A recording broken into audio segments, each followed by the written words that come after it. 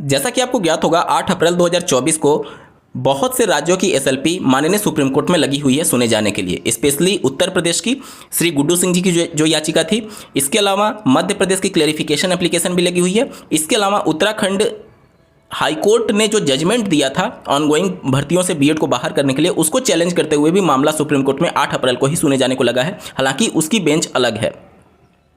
इसके साथ ही साथ जो कुछ भी सुप्रीम कोर्ट से ये मामला निस्तारित होगा वो बहुत चीज़ पर डिपेंड करेगा।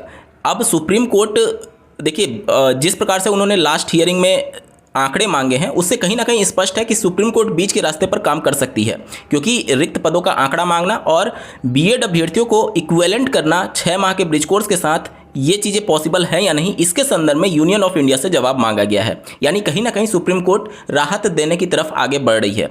तो क्या अगर राहत दिया जाता है तो सुप्रीम कोर्ट के अपने ही जजमेंट का वो वायलेशन होगा?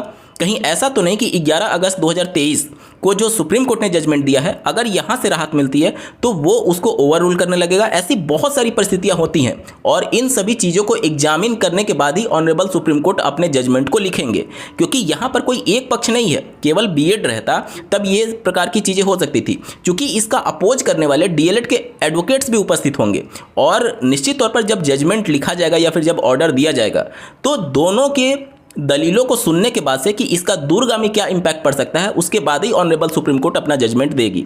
तो क्या परिस्थितियां बन सकती है, इन सब के रिगार्डिंग डिटेल में एनालिसिस करने जा रहे हैं। अंत तक जरूर जुड़े रहिएगा।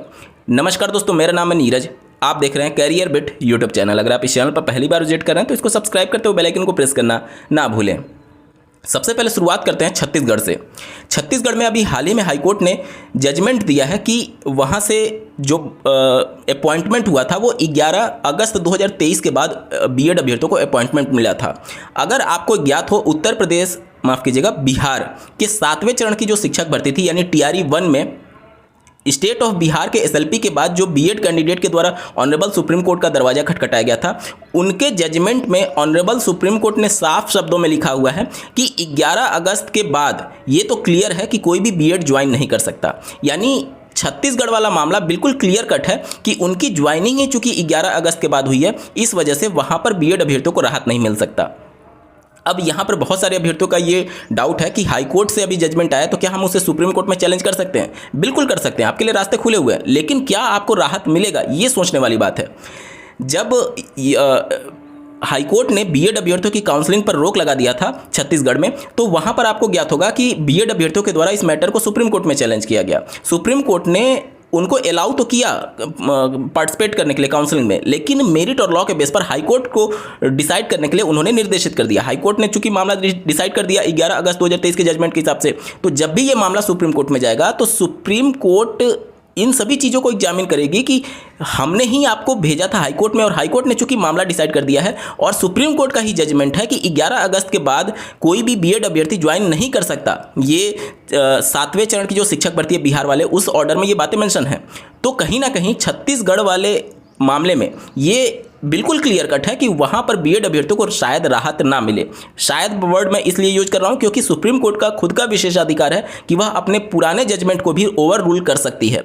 तो होने को तो कुछ भी हो सकता है, लेकिन अगर मेरिट और लॉ के बेस पर देखेंगे तो छत्तीसगढ़ में बीएड अभ्यर्थियों को राहत मिलने की संभावना कम दिख रही है।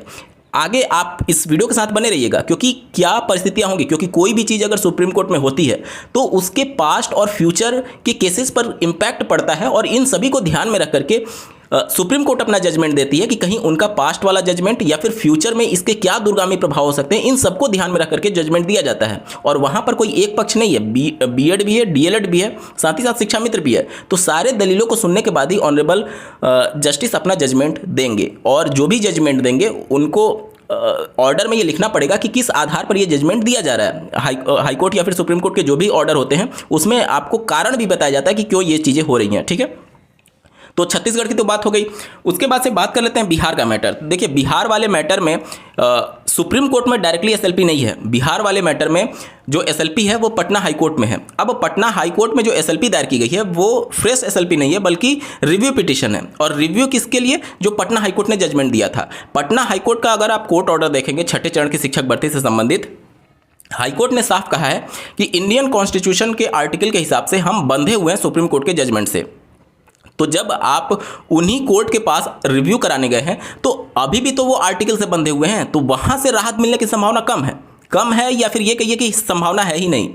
माननीय पटना हाईकोर्ट अपने जजमेंट को रिव्यू करने के बाद बदल नहीं सकती, क्योंकि वो किससे बंधी हुई है, वो सुप्रीम कोर्ट के जजमेंट से। तो बिहार के छठे चरण में जो भी कुछ होगा या फिर किसी भी राज्य में जो कुछ भी होगा, अब हाईकोर्ट से होना मुश्किल है, जो कुछ भी होगा सुप्रीम कोर्ट से होगा। बिहार वाले कैंडिडेट अगर आईए दाखिल करके उपस्थित होंगे, जाहिर सी बात है, लास्ट हियरिंग में भी कई राज्यों के एडवोकेट उपस्थित हुए थे, तो ये चीज़ें कुछ हद तक बिहार के फेवर में हो सकती हैं। मैं ये नहीं कह रहा हूँ कि हो ही जाएगी, क्योंकि बहुत कुछ चीज़ें आगे मैं डिस्कस करूँगा इस वीडियो में, जिससे आपको और ज़्यादा तस्वीर क्लियर हो सकती है। कुल मिलाकर के बिहार वाले मैटर में पटना हाईकोर्ट में जो review petition state of Bihar के द्वारा फाइल किया गया, उसमें कुछ भी होना इम्पॉसिबल है, क्योंकि हाईकोर्ट बंधी हुई है सुप्रीम कोर्ट से। ठीक है, चलिए, छत्तीसगढ़ हो गया, बिहार हो गया, उसके बाद से बात कर लेते हैं उत्तराखंड वाले मैटर में। उत्तराखंड वाला मैटर अगर आप देखेंगे तो यहाँ पर आपको समझ में आएगा कि ये जो केस लिस्ट किया गया है वो अलग बेंच में, ऑनरेबल जस्टिस गवई के बेंच में वो केस को लिस्ट किया गया है, जो कि इस मैटर को शायद ना सुने। इसलिए नहीं सुनेंगे क्योंकि ये एक रिव्यू टाइप का केस हो गया कि ये, या फिर क्लेरिफिकेशन टाइप का केस हो गया कि उत्तराखंड हाईकोर्ट ने जो जजमेंट दिया है, क्योंकि वो वहाँ पर भर्ती सब्जेक्ट टू आउटकम चल रही थी। सब्जेक्ट टू आउटकम कहने का मतलब कि जो सुप्रीम कोर्ट का जजमेंट आएगा उसे ही हम लागू कर देंगे। तो हाईकोर्ट ने तो अपने हिसाब से जजमेंट बिल्कुल ठीक दिया है, क्योंकि हाईकोर्ट भी तो बंधी हुई है, हाईकोर्ट अपनी मनमानी थोड़ी कर सकती है, तो उनका डिसीजन ठीक है मेरिट और लॉ के बेस पर। अब यहाँ पर चूंकि अलग बेंच में वो केस लिस्ट हो गया है, तो हो सकता है कि वो बेंच उस केस को सुनने से इनकार कर दे और एप्रोप्रिएट बेंच में उसको शिफ्ट करने के लिए आदेशित कर दे, या फिर रजिस्ट्रार के माध्यम से honourable chief justice of India के थ्रू वो केस एप्रोप्रिएट बेंच में भेजा जाए, यानी कि जिन्होंने 11 अगस्त का जजमेंट दिया था उसी में हो सकता है कि ये केस लिस्ट कर दिया जाए। इसलिए क्योंकि वो एक क्लेरिफिकेशन टाइप का केस है जो कि गलती से उस बेंच में लिस्ट हुआ है। ठीक है, चलिए, उत्तराखंड वाला मैटर भी हो गया। इसके बाद से बात कर लेते हैं मध्य प्रदेश वाले मामले में। मध्य प्रदेश वाला जो मामला है, ये भर्ती सब्जेक्ट टू आउटकम हुई थी। मध्य प्रदेश का अगर आप अप्रैल 2023 का जजमेंट देखेंगे ऑनरेबल हाईकोर्ट का, उस हाईकोर्ट के कोर्ट ऑर्डर में साफ शब्दों में लिखाया है कि we are waiting for apex court decision. हालांकि उनका लीगल जो टर्मिनोलॉजी होता है वो थोड़ा सा अलग हो सकता है, लेकिन मीनिंग यही है कि हम सुप्रीम कोर्ट के जजमेंट का वेट कर रहे हैं। इसका मतलब क्या हुआ कि हमारी जो भर्ती है मध्य प्रदेश हाईकोर्ट में जो चल रही थी बीएड की एलिजिबिलिटी को लेकर के, वो कहीं ना कहीं सुप्रीम कोर्ट के जजमेंट के अधीन हो गई। अब हाईकोर्ट के हाथ बंधे हुए हैं, वो सुप्रीम कोर्ट के बियॉन्ड नहीं जा सकती, क्योंकि वो भर्ती ऑलरेडी सब्जेक्ट टू आउटकम है। इस वजह से हाईकोर्ट में ये तो क्लियर था कि हाईकोर्ट बीएड के अगेंस्ट में ही फैसला देता, ये चीज़ें समझ चुकी थी स्टेट ऑफ मध्य प्रदेश, इसीलिए वो मामले को हाईकोर्ट में ना डिसाइड करा करके डायरेक्टली सुप्रीम कोर्ट में गई हुई है। तो देखिए, मध्य प्रदेश का भी मामला आपको समझ में आया। अभी और डिस्कस करेंगे ताकि चीज़ें आपको और ज़्यादा स्पष्ट होगी। साथ ही साथ उत्तर प्रदेश की अगर हम लोग बात कर लें तो उत्तर प्रदेश का मामला इन सबसे बिल्कुल ही अलग है, क्योंकि वो लीगल पोजीशन रहते हुए भर्ती कंप्लीट हुई थी, तो उसके बारे में बाद में आएंगे। पहले मध्य प्रदेश वाले मामले पर ज़्यादा फोकस करते हैं, क्योंकि यही मेन एसएलपी है और इसी पर सबसे ज़्यादा बहस होगी। अगर आप लास्ट हियरिंग देखेंगे तो सभी राज्यों के आईए वाले मामले में एडवोकेट अपना पक्ष रख रहे थे और चीज़ें कॉम्प्लिकेटेड होती चली गई, खिचड़ी बनती चली गई। हो सकता है कि आने वाली 8 अप्रैल की सुनवाई में ऑनरेबल जस्टिस सख्त रुख अपनाए और मेन एसएलपी से संबंधित जो मुद्दे हैं, चाहे आप एमपी की बात कर लीजिए या फिर यूपी की 69,000 वाली शिक्षक भर्ती की बात कर लीजिए, इस दो मेन मुद्दे पर अहम तौर पर सुनवाई हो सकती है, क्योंकि सभी राज्यों की परिस्थितियां अलग है। आप उत्तर प्रदेश वाले मामले में सुनवाई करेंगे और उससे डिसाइड कर दिया जाए मध्य प्रदेश, तो ये पॉसिबल नहीं होगा। आप छत्तीसगढ़ वाले मामले पर सुनवाई करें और बिहार वाला मैटर इससे डिसाइड कर दिया जाए, तो वो ये भी पॉसिबल नहीं होगा। तो हो सकता है कि ऑनरेबल सुप्रीम कोर्ट सभी राज्यों के रिप्रेजेंटेटिव्स एडवोकेट्स को थोड़ा थोड़ा समय दे दें कि अपने पक्ष को आप रख सकते हैं, उसके हिसाब से मैटर को डिसाइड करने की कोशिश की जाएगी। या फिर अगर मेन एसएलपी पर ही फोकस किया गया तो एमपी वाला मैटर और यूपी वाला मैटर, क्योंकि वो दोनों 8 तारीख को ही लगा हुआ है, तो उस मैटर पर अलग अलग सुनवाई हो सकती है, थोड़ा थोड़ा समय दिया जा सकता है। मेन जो फोकस होगा वो एमपी के क्लैरिफिकेशन एप्लीकेशन पर रहने वाला है। चलिए, अब लास्ट हियरिंग में जो ऑनरेबल सुप्रीम कोर्ट ने 2 प्रश्न पूछे थे कि क्या बीएड अभ्यर्थियों को 6 माह का ब्रिज कोर्स कंडक्ट करा के क्या इनको इक्विवेलेंट किया जा सकता है, और दूसरा जो प्रश्न पूछा गया था कि कितने पद रिक्त हैं। कहीं ना कहीं सॉफ्ट अगर रुख अपनाती है ऑनरेबल सुप्रीम कोर्ट तो बीएड अभ्यर्थियों को राहत दिया जा सकता है। नो डाउट सुप्रीम कोर्ट ऐसा कर सकती है, सुप्रीम कोर्ट के पास पावर है, लेकिन अपने पावर का जब वो यूज करेगी तो कहीं ऐसा तो नहीं कि 11 अगस्त वाला जजमेंट इससे प्रभावित होगा। ध्यान से समझिएगा क्या मैं पॉइंट बोल रहा हूँ। चूंकि जितने भी राज्यों की भर्तियां थी यूपी को छोड़ करके सारी भर्तियां सब्जेक्ट टू आउटकम थी। सब्जेक्ट टू आउटकम कहने का मतलब कि चूंकि ये मैटर हाईकोर्ट में चल रहा था, लेकिन हाईकोर्ट इस मैटर को डिसाइड नहीं कर सकती थी क्योंकि ये similar matter honourable apex court यानी ऑनरेबल सुप्रीम कोर्ट में विचाराधीन था, इसलिए हाई कोर्ट सुप्रीम कोर्ट के फैसले का वेट कर रही थी। अगर ये मैटर सुप्रीम कोर्ट में नहीं होता तो हो सकता है कि इन राज्यों की हाई कोर्ट इस मैटर को डिसाइड कर दी रहती और हो सकता है बीएड को अपात्र घोषित कर दी रहती माननीय जोधपुर हाईकोर्ट यानी राजस्थान हाईकोर्ट के फैसले के आधार पर। तो चूंकि मामला सुप्रीम कोर्ट में था इसलिए हाईकोर्ट ने फैसला नहीं दिया, यानी कि जो अभ्यर्थी यानी डीएलएड वाले अभ्यर्थी न्याय के लिए वेट कर रहे थे, अगर बीएड के फेवर में फैसला दिया जाता है इन केस बीएड के फेवर में फैसला दिया जाता है तो ये डायरेक्टली उन लोगों के साथ अन्याय होगा जो कि डीएलएड थे और सुप्रीम कोर्ट में मामला विचाराधीन होने की वजह से हाई कोर्ट ने उनके मैटर को डिसाइड नहीं किया। अगर वो चयनित हो सकते थे लेकिन सब्जेक्ट टू आउटकम रहते हुए हाई कोर्ट ने भर्ती को कंप्लीट करने के आदेश दे दिए और अब फैसला आया हुआ है। और अब अगर बीएड को यहां से नहीं निकाला जाता है तो निश्चित तौर पर उन डीएलएड अभ्यर्थियों के साथ लॉ के बेस पर कहीं ना कहीं नाइंसाफी होगी। तो इसीलिए सुप्रीम कोर्ट दोनों पक्षों को लेकर के चल सकता है। हो सकता है कि जो डीएलएड वाले अभ्यर्थी हैं उनको भी राहत दे दी जाए, हो सकता है इसीलिए यहां पर जो रिक्त पदों का आंकड़ा मांगा गया। देखिए होने के लिए कुछ भी हो सकता है, सारी परिस्थितियों को मैं बस डिस्कस कर रहा हूं, आप अपने हिसाब से देखिएगा क्या चीजें पॉसिबल होंगी।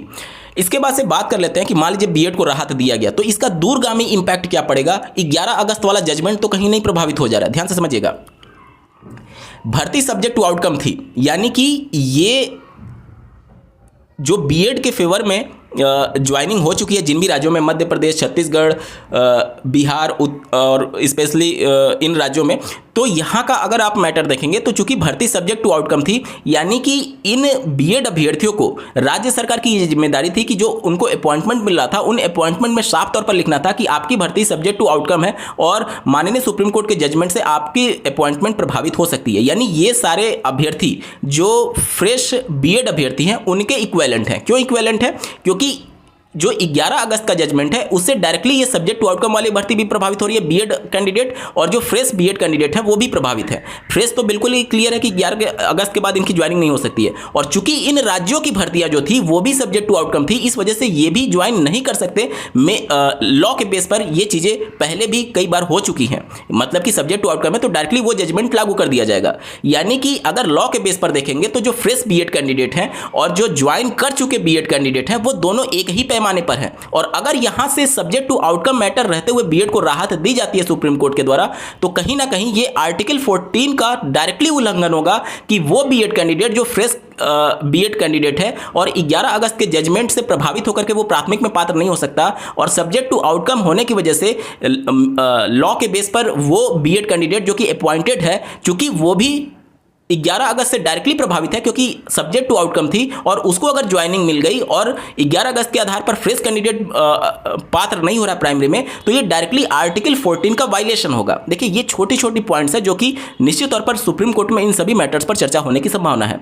तो आर्टिकल 14 तो ये कहता है कि अगर कोई सेम कंडीशन में दो लोगों के साथ हम किसी भी प्रकार से भेदभाव नहीं कर सकते हैं, तो चूंकि फ्रेश बीएड कैंडिडेट भी उसी 11 अगस्त के जजमेंट से प्रभावित होकर के अपात्र हो गया, और अपॉइंट किए हुए कैंडिडेट जो कि कायदे से अगर देखा जाए लॉ के बेस पर, तो हाईकोर्ट लॉ के बेस पर ही तो डिसीजन दे रही है सभी राज्यों में कि बीएड को बाहर करिए क्योंकि भर्ती सब्जेक्ट टू आउटकम थी, और अगर सुप्रीम कोर्ट उनको राहत देती है तो चूंकि ये दोनों कैंडिडेट 11 अगस्त के फैसले से ही प्रभावित हैं और एक को ज्वाइनिंग मिल सकती है और दूसरा पात्र नहीं हो सकता, तो ये कहीं ना कहीं आर्टिकल 14 का डायरेक्टली उल्लंघन होगा। और इस कंडीशन में सुप्रीम कोर्ट को फिर से इन सभी चीजों पर एग्जामिन करना होगा कि क्या ऐसे केस में जो फ्रेश बीएड कैंडिडेट हैं उनको राहत दी जाए अथवा नहीं। अगर आर्टिकल 14 यहां पर हावी हुआ तो 2018 से लेकर के, यानी जब एनसीईटी का गजट नोटिफिकेशन आया था और 2023 जब ये जजमेंट लिखा गया, जिस दिन ये जजमेंट आया उस डेट के बीच में जो भी बीएड कर चुके अभ्यर्थी हैं, मतलब कि जब पब्लिक डोमेन में आ गया 11 अगस्त को कि बीएड अभ्यर्थी पात्र नहीं होंगे, उसके पहले और 2018 के बाद जितने भी बीएड कैंडिडेट हैं, फ्रेश कैंडिडेट जो कि अभी फ्रेश टीचर रिक्रूटमेंट का वेट कर रहे हैं, वो भी आर्टिकल 14 के तहत राहत पाने के हकदार हो जाएंगे। और इनको भी कहीं ना कहीं राहत मिलने की संभावना बढ़ जाएगी, क्योंकि आप सब्जेक्ट टू आउटकम रहते हुए भर्तियों को, बीएड को अगर वहां पर अलाउ कर रहे हैं तो उसी 11 अगस्त के जजमेंट के आधार पर वो सब्जेक्ट टू आउटकम वाला बाहर होना चाहिए था। अगर लॉ के बेस पर देखा जाए, हाईकोर्ट यही कह रही है, और उसी 11 अगस्त के जजमेंट के आधार पर फ्रेश बीएड कैंडिडेट बाहर है। अगर एक को अपॉइंटमेंट मिल सकती है तो आर्टिकल 14 कहता है कि दूसरे को भी अपॉइंटमेंट मिलनी चाहिए। तो अगर इस प्रकार से राहत मिलती है तो इसका दूरगामी प्रभाव यह होगा कि भविष्य में जाकर के फ्रेश बीएड कैंडिडेट को भी राहत मिलने की संभावना रहेगी।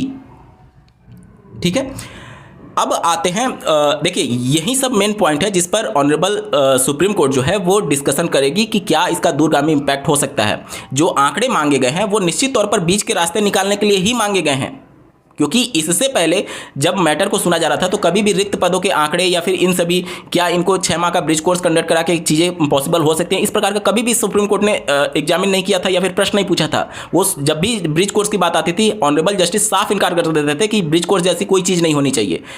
लेकिन अगर अब वो इस बात को मान रहे हैं तो कहीं ना कहीं बीच के रास्ते पर वो काम कर सकते हैं, क्योंकि अब जो केस लड़ा जा रहा है बीएड की तरफ से, चाहे आप मध्य प्रदेश की बात कर ली जाए, छत्तीसगढ़ की बात कर ली जाए, बिहार की बात कर ली जाए, वो मेरिट और लॉ के बेस पर लड़ा नहीं जा रहा है। क्योंकि मेरिट तो ये कहती है कि 11 अगस्त के जजमेंट के हिसाब से बीएड अभ्यर्थी प्राथमिक के लिए योग्य नहीं है। लॉ ये कहती है कि चूंकि इनकी भर्तियां सब्जेक्ट टू आउटकम थी और हाईकोर्ट ने लॉ के बेस पर ही डिसीजन दिया है कि ये बीएड अभ्यर्थी प्राथमिक के लिए पात्र नहीं है, चाहे अपॉइंट ही क्यों ना हो गए हों। तो इस हिसाब से मेरिट और लॉ तो ये कहती है कि ये पात्र नहीं है। लेकिन अब जो केस लड़ा जा रहा है वो कहीं ना कहीं मर्सी के बेस पर लड़ा जा रहा है। अगर आप ऑनरेबल जस्टिस की बेंच में लास्ट अगर आप हियरिंग सुने होंगे तो जो बीएड की तरफ से पक्ष रख रहे थे वो साफ कह रहे थे कि ये ओवर एज हो जाएंगे, इनके ऊपर परिवार की पूरी जिम्मेदारियां हैं। तो ये सारी चीज़ें अब दया के आधार पर केस लड़ी जा रही है। तो मेरिट और लॉ, दया के बेस पर और मेरिट और लॉ किस पर हावी होगा, ये चीज़ें सुप्रीम कोर्ट तय कर रही होगी। अभी कह पाना कि मध्य प्रदेश में, छत्तीसगढ़ में, बिहार में बीएड अभ्यर्थी सेफ रहेंगे या नहीं रहेंगे, बहुत जल्दबाजी होगा, क्योंकि ये सब मेन पॉइंट्स हैं जिस पर चर्चा होगी। क्योंकि अगर यहां से राहत मिलती है तो 2018 से 2023 को भी राहत देना पड़ेगा आर्टिकल 14 के अंतर्गत, और साथ ही साथ अगर राहत मिलता है तो फिर उस 11 अगस्त 2023 के जजमेंट का सीधे तौर पर ये वायलेशन हो जाएगा। तो इन सभी चीज़ों को एग्जामिन करेगी सुप्रीम कोर्ट, और कहीं ना कहीं जो डीएलएड वाले एडवोकेट उपस्थित होंगे पैनल, वो इन सबका विरोध कर रहे होंगे, कि ये चीज़ें ना हो, और उनकी पूरी प्राथमिकता होगी कि कहीं ना कहीं उस दिन इस पूरे केस को ही खारिज करा दिया जाए। और बीएड वाले एडवोकेट्स हैं, उनकी पूरी कोशिश रहेगी कहीं से भी हमको यहाँ से राहत मिल जाए किसी भी तरीके से। और अगर यहाँ से राहत मिलता है तो 2018 से 2023 वाले बीएड कैंडिडेट के लिए थोड़ा सा ही सही, लेकिन एक रास्ते और एक उम्मीद की किरण जग सकती है। दोस्तों, इस वीडियो के डिस्क्रिप्शन में दिए गए लिंक से फिनोबिट चैनल को आप जरूर सब्सक्राइब कर लीजिएगा। इस वीडियो को देखने के लिए आपका बहुत बहुत धन्यवाद। भगवान करे आपका दिन शुभ हो।